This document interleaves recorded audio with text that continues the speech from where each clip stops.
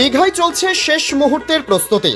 যজ্ঞের মাধ্যমে জগন্নাথ দেবের প্রাণ প্রতিষ্ঠার কাজ ইতিমধ্যেই শুরু হয়েছে মন্দিরে।